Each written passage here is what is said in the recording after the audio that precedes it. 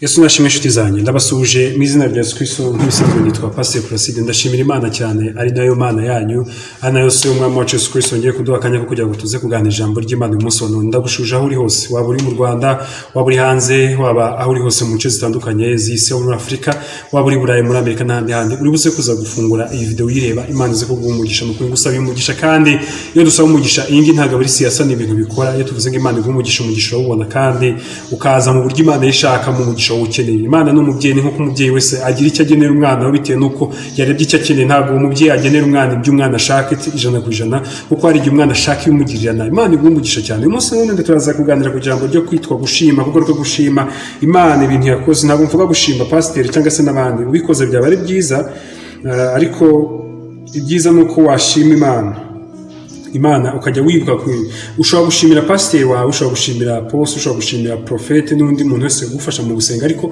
biba byiza iyo ugarutse ushima Imana cyane ukagaruka imbere ko gute Imana umunsi wa none nje gusenga isengesho ryo gushima, umunsi wa none ngiye kuza imbere yanshima kuko kenshi dutanga ibyifuzo ukumva umuntu ufite icyifuzo iki n'iki urati ufite icyifuzo iki n'iki ugasanga dufite ibyifuzo byinshi kuko duhora dufite ibibazo byinshi kandi bihora byisubiramo kuko tukiri kwisi. Ariko biba byiza nanone iyo wongeye kuza imbere y'Imana ushima, Imana iguha byinshi birenze ibyo wasabye n'ibyo uzasaba mu gihe kiri imbere. Imana igumugisha ko nakantu nkwaye kakabanga ko Imana iguha byinshi birenze ibyo wasabye n'ibyo uzasaba biciye mu nzira yo gushima gusa. Reka turebe ijambo ry'Imana icyo rivugana natwe, turebe twitirabaga amavango Yesu akiza ababembe 10. Abonye aravuga ati nimugende mwiyereke umutambyi, bakigenda barakira. Haleluya. Ni Luka ibice 17, wenda ashobora kuba ntabivuzeho. Yesu niho yavugira ijambo mu ibice 17 umurongo wa 14 ngo bakigenda arababwira ngo ababonye arababwira ati nimugende mwiyereke umutambyi, bakigenda barakira. Umwe muri bo abonye ko akize aragaruka ahimbaza Imana cyane n'ijwi rirenga, yikubita imbere y'ibirenge bye aramushima. Kandi uwo yari umusamariya.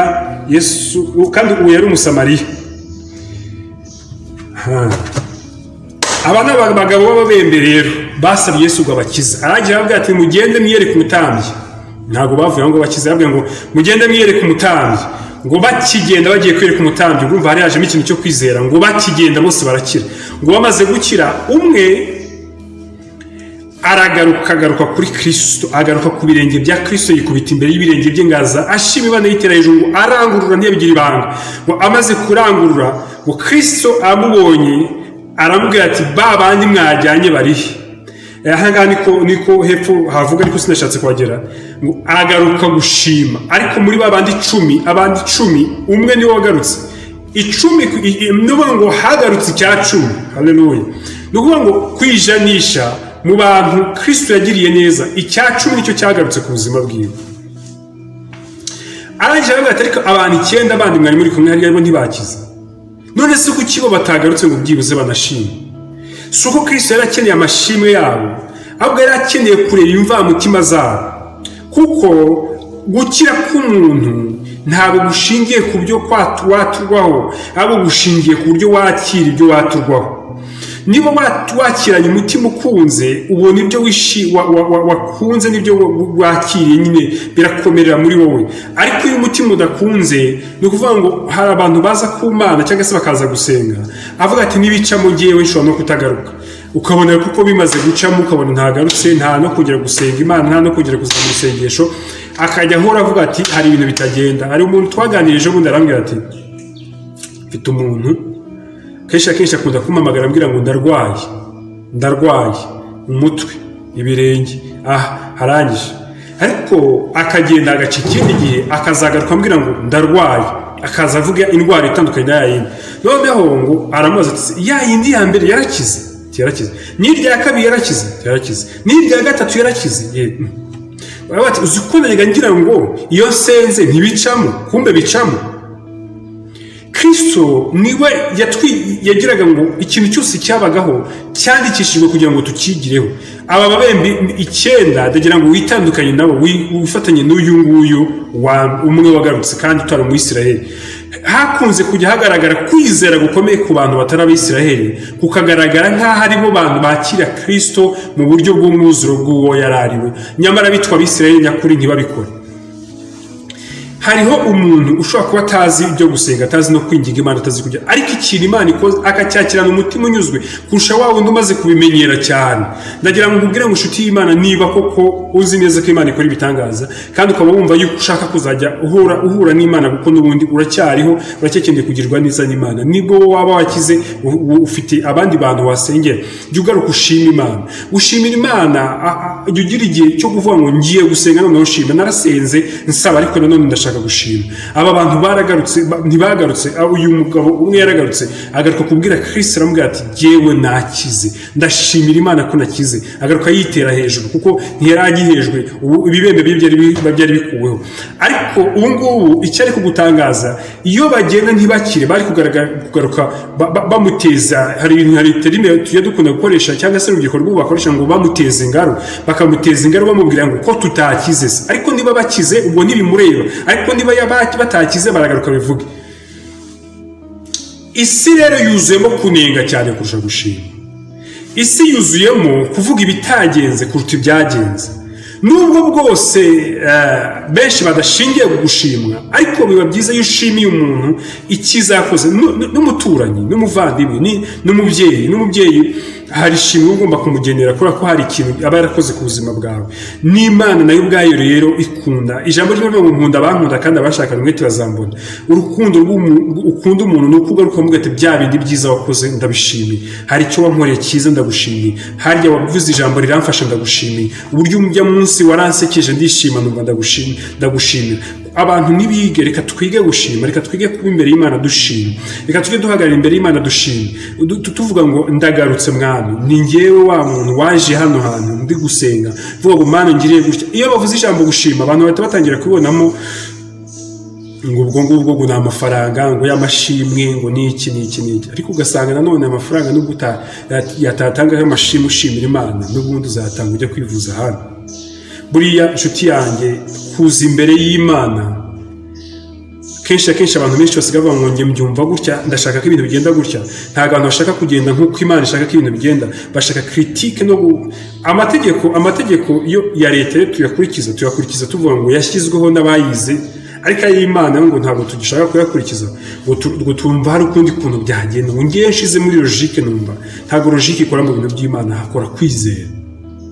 Ntabwo logique ikora, iyo ushaka gushyira logique mu by'Imana nabyo bikwereka ko logique yawe idakora, hakora kwizera. Nshuti yanjye, ni wizera Imana, hari amategeko wubahiriza n'ay'Imana yubahirize gutyo. Itegeko ritubwira ngo isaha iyi ntabwo tugomba kuba turi mu muhanda tukabimenya, n'ay'Imana nuko nguko bishaka ngo kora gutya ni gutya. n'Imana ivuze ngo ni wizera bizagenda gutya, n'utizera ntabwo ugomba kugira ikintu bibaza. Benshi rero abantu twese dufite ukuntu twe dushaka ko ibintu tubitwara, ariko tugashaka resulta z'abitwara mu nzira ya nyayo. Dushaka kubitwara mu nzira zacu, ariko tugashaka resulta z'ababitwaye mu nzira zikwiriye. Ngo ngiye kuva nasenga Imana ntirankora ibindi, kandi udasenga mu buryo bukwiriye.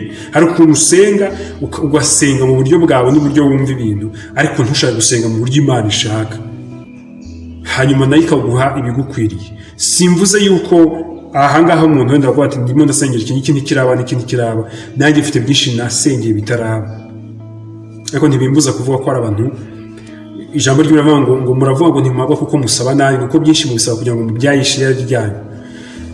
Ibyo byose rero biterwa n'impamvu n'iki. Abangaba baje gusaba gukira kugira ngo babe neza, bagaragare neza, ariko undi arakira, amaze gukira aza kwereka uwamukijije ko burya ari umukiza. Birashaka ngo na Kristo umugaruke imbere ubwite, Mwami urakomeye, urahambaye, urakiza, nakize iyi ndwara, nakize ibi byaha, dore ibi ngibi byantwazaga igitugu ariko ntibikintwaza igitugu, none ndagushimiye. Niba udashoboye gushimira Imana, sinzi umuntu uzashimira. Utubashye Imana ntiyakubaha n'umubyeyi.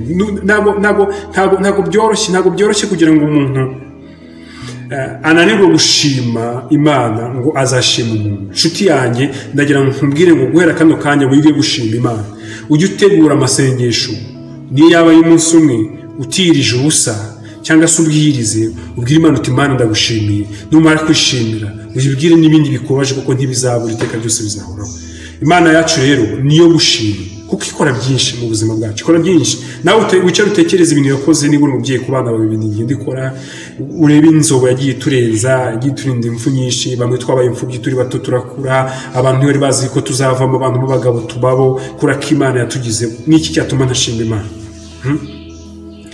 Benshi ntabwo twatinyukaga kuvugira imbere y'abana b'abantu, ariko ubu turavuga kuko Imana ari twebwe ivugiramo. Yigeze kubwira abigishwa be Yesu arabwira ngo nimuzajya mugera imbere y'abantu, ni njyewe uzajya ubaha icyo kuvuga, ntabwo ari mwebwe. Niyo mpamvu nshuti yanjye ndi kukubwira kano kanya, ntabwo ndi intyoza mu magambo. Mu by'ukuri nabo tuziranye cyane bazi ko iminsi myinshi mba ntuje kandi ncecetse cyane, ariko iyo ari igihe cyo kuvuga iby'Imana ishaka kuvuga mbivuga nk'intyoza, kandi ariko mu buzima busanzwe ntaricyo. Rero ndagira ngo nkubwire ngo wirinde umwuka wo kudashima, wirinde umwuka wo gusuzugura no gupinga, wirinde umwuka ukubwira ngo tumbire imbere ntunarebe n'inyuma, kuko baravuga ngo utazi yava ntamenye iyajya, utamenya uwamugiriye neza ntawe azagirira neza. Niyo mpamvu ukwiriye gusubiza inyuma amaso ukibuka ahantu Imana yagukuye muri za nzobo, hamwe Satani yari yagucukuriye, yamara kugucukurira Uwiteka akakuzamuramo, ukibuka hahandi wari ugeze ubuze uko ugira Imana ikakwereka uko ugira. Nta muntu n'umwe udafite ahantu yavuye inshuti yanjye. N'abana bavukiye kwa bosi babandi basanga ingo zuzuye bafite amazu yubatswe hirya no hino, ariko hari aho bijya bigera nawe ukagera ahantu ubona bidakunda, ariko Imana ikakurenza. Amafaranga atakurenza burya, reka nkubwire inshuti yanjye, ugifite ibibazo bikemurwa n'amafaranga uba utaragira ibibazo. Buriya reka nkubwire, hari igihe ushobora guhura n'ikibazo kitakemurwa n'amafaranga, kibaho ariko kigakemurwa n'Imana. Imana ikayikurenza abantu ku buryo n'amafaranga ushobora kuyashyiraho akanga ntagire ikintu akora. Imana ikugire neza kandi kwishimira. Nitwa Pastor Placide, cyo ngusaba no gukora subscribe no gusharing, fashe gusharing ijambo ry'Imana inshuti yanjye. Nureba iyi video ntuve udakoze subscribe niba utarigize ubikora. Imana iguhe umugisha cyane rero, kandi ikomeze kukwishimira aho uri mu nce zitandukanye. Uyu munsi turi ku cyumweru rero, narinje kugira ngo tuganire ijambo ry'Imana Imana yashyize ku mutima wanjye, niryo yashyize ku mutima wanjye, kandi nizeye ndashidikanya kuryakira na umutima unyuzwe. Imana iguhe umugisha. Reka dusenge. Data mwiza, ndagushimiye ubwo umuvandimwe ukurikiye ijambo ry'Imana. Hari aho ababara, hari aharibwa, reka wakore, hari ibitagenda reka ubikore, hari ibimubabaje mu mutima reka ubikemure mu izina rya Kristo, hari ucitse intege reka umwambike imbaraga. Rero mu gihe nk'iki ngiki Data mwiza, ndasenze mu mwuka wo gushima umanukire ku bantu bawe, bashime, bamenye icyo ushaka, bamenye n'icyo ubishakira, kuko uri Imana ikunda amashimwe cyane, kuko Data mwiza ni ukuri natwe tubikunda. Natwe ubwacu abana b'abantu tugiye dukunda gushimwa, ariko wowe ukabikunda cyane kuko ukwiye gushimwa. Icyo kibi cyawe kubikoze byose, icyo kibi cyawe kuri kumwe natwe, ni mu izina ry'Umwami wacu Yesu Kristo nsenze nizeye, amen. Nshuti yanjye rero, Imana iguhe umugisha aho uri hose, kandi ikomeze kukwishimira, kandi ndagukunda n'umutima wanjye wose, amen. Imana ikomeze kukwishimira cyane.